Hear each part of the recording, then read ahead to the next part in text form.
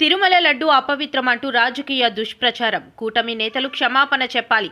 YCP సమన్వయకర్త సాడి శ్యామ్ ప్రసాద్ రెడ్డి ఆగ్రహం. తిరుమల పవిత్ర లడ్డూను కూటమి నాయకులు అపవిత్రం చేశారని, వారి దుష్ప్రచారంతో కోట్లాది భక్తుల మనోభావాలు తీవ్రంగా దెబ్బతిన్నాయని శ్రీకాకుళం జిల్లా ఇచ్చాపురం నియోజకవర్గ వైసీపీ సమన్వయకర్త సాడి శ్యామ్ ప్రసాద్ రెడ్డి మండిపడ్డారు. ఈ వ్యవహారంపై ముఖ్యమంత్రి చంద్రబాబు నాయుడు, ఉప ముఖ్యమంత్రి పవన్ కళ్యాణ్ తక్షణమే భక్తులకు బహిరంగ క్షమాపణ చెప్పాలని డిమాండ్ చేశారు. లడ్డూలో జంతు కొవ్వు అవశేషాలు కలవలేదని సుప్రీంకోర్టుకు సమర్పించిన సిట్ నివేదికలో స్పష్టంగా పేర్కొన్న విషయాన్ని కావాలనే విస్మరించి రాజకీయ కుట్రతో అధికార పార్టీ నాయకులు నిరాధార ఆరోపణలు చేశారని విమర్శించారు. ఈ ఆరోపణల వల్ల కోట్లాది మంది హిందువుల మనోభావాలు దెబ్బతిన్నాయని, ప్రపంచవ్యాప్తంగా ఉన్న వెంకటేశ్వర స్వామి భక్తులు తీవ్ర మనోవేదనకు గురయ్యారని అన్నారు. ఇన్నాళ్లు దేవదేవుడితో రాజకీయాలు చేసిన కూటమి నేతలు ఇప్పుడు ముక్కోటి దేవతలపైన కూడా అబండాలు వేస్తున్నారని ఆగ్రహం వ్యక్తం చేశారు. చేసిన పాపానికి క్షమాపణ చెప్పి ప్రాయశ్చిత్తం చేసుకోవాల్సిన పరిస్థితిలో మరిన్ని తప్పుడు ఆరోపణలు చేస్తూ ప్రజలను తప్పుదారి పట్టిస్తున్నారని ఆరోపించారు. పవన్ కళ్యాణ్ మెట్లు కడగడమే కాకుండా ముందుగా వారి మనసులను కడుక్కోవాలని సూచించారు. తాజాగా శ్రీశైలం ప్రసాదం కూడా కల్తీ అయ్యిందంటూ దుష్ప్రచారం చేస్తున్నారని, ఈ అన్ని విషయాలను ప్రజలు గమనిస్తున్నారని చెప్పారు. చివరికి ప్రజాకోర్టులో ఈ దొంగలకు శిక్ష తప్పదని హెచ్చరించారు. సందర్భం ఏమంటే,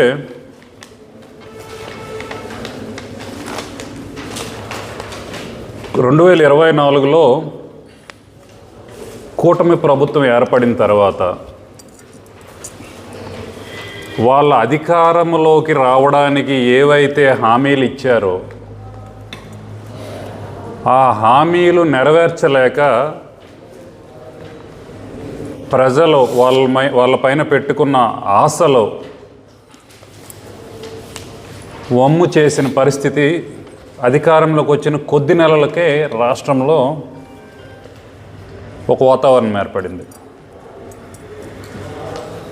అక్కడ కొద్ది రోజుల్లో కృష్ణాలో భారీ వరదలు రావడం, ఆ విపత్తు నిర్వహణలో ప్రభుత్వ వైఫల్యం స్పష్టంగా కనిపించినప్పుడు ఈ అంశాలని ఎట్లా డైవర్ట్ చేయాలి అని చెప్పేసి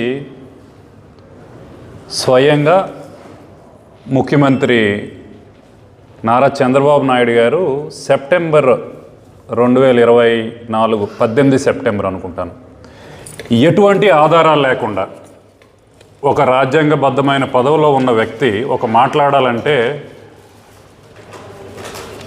దానికి ఒక బేసిస్ ఉండాలి. ఏమీ లేకుండా సాక్షాత్తు శ్రీ వెంకటేశ్వర స్వామి వారి ప్రసాదంలో ఉపయోగించే నెయ్యి కల్తీ జరిగిందని చెప్పేసి, అది కూడా గతంలో ఉన్న ప్రభుత్వ హయాంలో ఇట్లాంటివి జరిగాయని చెప్పేసి ఒక ఆరోపణ చేశారు. ధర్మిల జరిగిన పరిణామాల్లో ఒకప్పటి మా పార్టీ నాయకులు సుబ్బారెడ్డి గారు సుప్రీంకోర్టు వారిని కోరడం జరిగింది. ఇటువంటి ఆరోపణలు వస్తున్నాయి, వీటిపైన సమగ్రమైన విచారణ జరిపి ప్రపంచవ్యాప్తంగా ఉన్న హిందువుల మనోభావాలు దెబ్బతిన్న సందర్భం ఏర్పడింది కాబట్టి వీటిపైన క్లారిఫికేషన్ ఇవ్వగలరని చెప్పేసి ఒక దర్యాప్తుకి తమంతట తామే వెళ్ళి కోరడం సుప్రీంకోర్టు తలుపు తట్టడం జరిగింది. సిబిఐ సిట్ విచారణలో కొద్ది రోజుల క్రితం వాళ్ళకి రిపోర్ట్ సబ్మిట్ చేశారు. మిత్రులందరికీ నేను ఒక్క రిక్వెస్ట్ ఏంటి అని అంటే, చంద్రబాబు నాయుడు గారు చేసిన ఆరోపణ ఏంటి? తిరుపతి లడ్డూలో ఉపయోగించే నెయ్యిలో ఏమన్నారు వాళ్ళు, జంతువుల కొవ్వు, పంది కొవ్వు, గొడ్డు మాంసం కలిసిందని చెప్పి ఒక ఆరోపణ చేశారు. ఎటువంటి ఆధారం లేదు. రీసెంట్ ఇన్వెస్టిగేషన్లో ఏం తేలింది? ఆ రిపోర్ట్లో ఎటువంటి కల్తీ కొవ్వు కానీ మాంసము కానీ కలవలేదని చెప్పి తేలింది. దీని అర్థం ఏంటి? చంద్రబాబు నాయుడు గారు ఇన్ ద ఫస్ట్ ప్లేస్ మొదట అబద్ధం ఆడారని చెప్పేసి ఆ రిపోర్ట్ తెలియజేస్తుంది. సరే, ఆ రిపోర్ట్లో తీసుకున్న శాంపిల్స్, రిపోర్ట్ ఇన్వెస్టిగేషన్ తీసుకున్న శాంపిల్స్, ఆ నెయ్యి ట్యాంకర్స్ ఎప్పుడు సప్లై అయినాయి? ఈ ప్రభుత్వం ఏర్పడిన తర్వాత. వాటి నుంచి తీసిన శాంపిల్స్ పైనే కదా, అంటే బేసికల్గా తేడా ఎక్కడ జరిగిందని, మీ ప్రభుత్వం ఏర్పడిన తర్వాతనే తీసుకున్న శాంపిల్స్. తీరా ఆ శాంపిల్స్లో ఏమన్నా కొవ్వు జంతువుల కొవ్వు కానీ ఏమైనా అవశేషాలు ఉన్నాయంటే అవి లేవు. మరి ఇటువంటి సందర్భంలో ఇన్ని వేల లక్షల కోట్ల మంది భక్తుల యొక్క మనోభావాలు దెబ్బతిన్న సందర్భంలో కూడా కోర్టులో ఒక రిపోర్టు సబ్మిట్ చేసిన తర్వాత ఇంకా మీరు గతంలో మాట్లాడిన మాటలని సమర్థించుకునే తీరుగా ఇప్పుడేవో కెమికల్స్ ఉన్నాయని చెప్పేసి, కెమికల్స్ ఉన్నాయని రిపోర్ట్లు ఎక్కడ పేర్కొనలే. సో మిత్రులందరికీ కూడా ప్రెస్ నోట్ కూడా రిలీజ్ చేస్తాం. వాళ్ళు క్లెయిమ్ చేస్తున్న కెమికల్స్ అని చెప్పేసి ఎక్కడ రిపోర్ట్లో ఏమని చెప్పారు రిపోర్ట్లో, these are the findings which are subjected to, అంటే రకరకాల టెస్టింగ్ మెథడ్స్లో subjected for correction. Courts cannot take it for as validation for a kind of enquiry or means a kind of decision తీసుకోవడానికి ఇది బేసిస్ కాదు అని చెప్పారు. ఈ titration method కానీ టెస్టింగ్ మెథడ్ కానీ కండిషన్స్ ప్రకారం మారుతుందని చెప్పేసి చాలా క్లియర్గా చెప్పారు. కోర్ట్స్ ఇది బేసిస్గా తీసుకోవడానికి కూడా లేదని చెప్పారు. ఒకప్పుడేమో జంతువుల కొవ్వు అవశేషాలు ఉన్నాయన్నారు, ఇప్పుడు దాటి గురించి మాట్లాడడంలా. ఇప్పుడు మాట్లాడడం లేదంటే ఏంటిదని అర్థం, గతంలో మేము మాట్లాడింది అబద్ధం అని చెప్పేసి. చేసిన తప్పుడు మాటలకి ఆపండి దయచేసి, చాలు. ఇంకా దేవుడి విషయంలో భక్తుల మనోభావాలతో ఆడుకున్నది ఇంకా చాలు.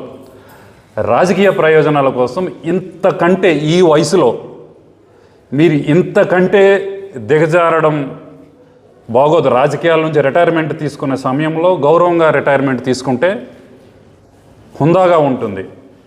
కేవలం జగన్మోహన్ రెడ్డి గారు అనే ఒక వ్యక్తిని టార్గెట్ చేయాలని చెప్పేసి ఇంత నీచమైన ఆరోపణలు. సరే, టీటీడీలో ఏవైతే టెస్టింగ్ మెథడ్స్ ఫాలో అవుతున్నారో గత కొన్ని సంవత్సరాలుగా అవే ఫాలో అవుతున్నారు. పోనీ ఆ శాంప్లింగ్స్ ఏమన్నా బయట టెస్టింగ్ చేసినప్పుడు అది కూడా ఎక్కడ తీశారు, NDRA NDDB, one of the finest institutes labs అవి. దేశంలోనే కాదు ప్రపంచ స్థాయి స్టాండర్డ్స్, ఎఫ్ఎస్ఎస్ఐ స్టాండర్డ్స్ ఉంటాయి. ఆ స్టాండర్డ్స్లో రన్ చేసే ల్యాబ్స్లో ఒక రిపోర్ట్ వచ్చింది అని అంటే మొరర్లెస్ అది ప్రామాణికంగా ఉంటుంది. మధ్యలో కోర్టులు ఏమని చెప్పాయి, ఇటువంటి అంశాలపైన ఆధారాలు లేకుండా మాట్లాడొద్దని చెప్పినప్పటికీ కూడా ఇంకా మేము మాట్లాడిందే కరెక్టు, ఇంకా ఏదో జరిగిపోయిందని చెప్పేసి మీడియా ముఖంగా కానివ్వండి, ఫ్లెక్సీ హోర్డింగ్స్లో కానివ్వండి, మా పార్టీ నాయకులను టార్గెట్ చేస్తూ మాట్లాడడం అనేది దిగజారుడుతనమే కాదు, అది రాజకీయంగా దిగజారుడే కాదు, నైతికంగా కూడా పతన దిశగా వాళ్ళు ఆలోచిస్తున్నారని చెప్పేసి ఈ సందర్భంగా తెలియజేసుకుంటూ, కొన్ని ముఖ్యమైన డేట్స్లో జరిగిన ట్యాంకర్స్ టీటీడీ ల్యాబ్స్లో ప్రైమరీగా శాంప్లింగ్లో టెస్టింగ్ చేసినప్పుడు మైనర్ డీవియేషన్స్ ఉన్నప్పుడు ఆ ట్యాంకర్స్ని వెనక్కి పంపారు. వెనక్కి పంపితే 27 జూలై 2024 తెల్లవారుజామున శ్రీకాళహస్తిలోని రాఘవేంద్ర స్టోన్ క్రషర్ వైష్ణవి డైరీకి 2 కిలోమీటర్ దూరంలో తీసుకొని వెళ్ళి పార్క్ చేశారు. తర్వాత అదే ట్యాంకర్స్ మళ్ళీ లోపల తీసుకొని వచ్చి ఉపయోగించారు. ఇది ఎప్పుడు జరిగింది? మీరు అధికారంలో ఉన్నప్పుడు కాదా?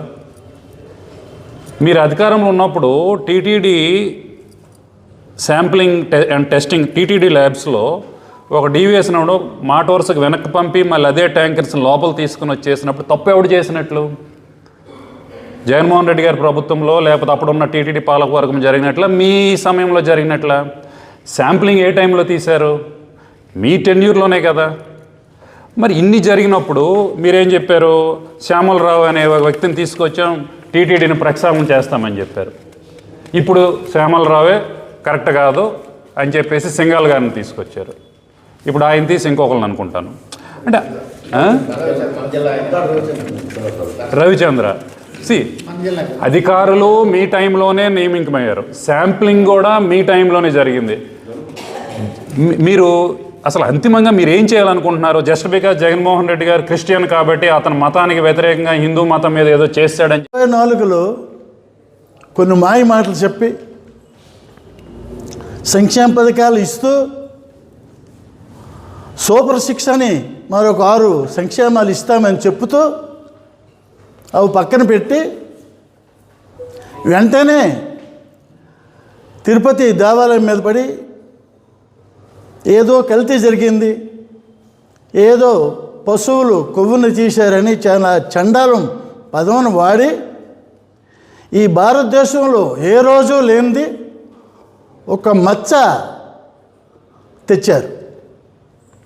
దానికి పరిశీలనలో తీసుకుంటే సుప్రీంకోర్టు కూడా కల్తీ లేదనే చెప్పినప్పుడు కూడా ఏదో ఊహాగానాల మీద అలా చెప్పుకొస్తున్నారు. ఇప్పుడు దేశంలో ఓ ప్రభుత్వం తర్వాత ఓ ప్రభుత్వం వస్తుంది. ఎందుకు వస్తుంది? ఆ ప్రభుత్వం మార్చి ఇంకో ప్రభుత్వం వస్తే మంచి పరిపాలన ఇవ్వండి, ప్రజలకు ఆదుకోండి, ప్రజలకు మంచి న్యాయం జరగాలని, ఒక సంక్షేమం ఇస్తారని ఆశించే ప్రజలు గెలిపిస్తారు. కానీ దేవుడికి కూడా వాళ్ళ స్వార్థానికి, వాళ్ళ కుర్చీకి, వాళ్ళకి ఈ రాష్ట్రంలో అధికారానికి ఓ దేవుడని చూడకంటే కూడా ఇలాంటి అభినందలేసి దేవుడికి కూడా ఇబ్బంది పెట్టే రోజులు ఈ రోజుల్లో ఈ కూటమి ప్రభుత్వం చేస్తుంది. మొత్తం మీద ఎలాగైతేనే మరి పరిపాలన పక్కన పెట్టి ఎక్కడైతేనే రౌడీ చేస్తున్నారు. మరి మీరు చూస్తూనే ఉన్నారు, కొన్ని మానభంగాలు చేస్తున్నారు, కొన్ని రాడ్లతో కొట్టి ప్రజలకు కూడా ఇబ్బంది పెడుతున్నారు. పరిపాలన మరి ఒకప్పుడు ఏదో బ్రిటిష్ పరిపాలన కాదు, ఇప్పుడు కూటమి ప్రభుత్వం అలా తయారైపోయిందని అలాంటి పరిపాలన ఈ రాష్ట్రంలో ఇస్తున్నారు. ఇప్పటికైనా బుద్ధి తెచ్చుకొని మంచి మార్గంలో నడిచి ఈ రాష్ట్రాన్ని ఇంకా అందరికీ సమానత్వంగా చేయాలని, మంచి జ్ఞానంతో చేయాలని ఆ కూటమి ప్రభుత్వం నాయకులకి కోరుకుంటాను.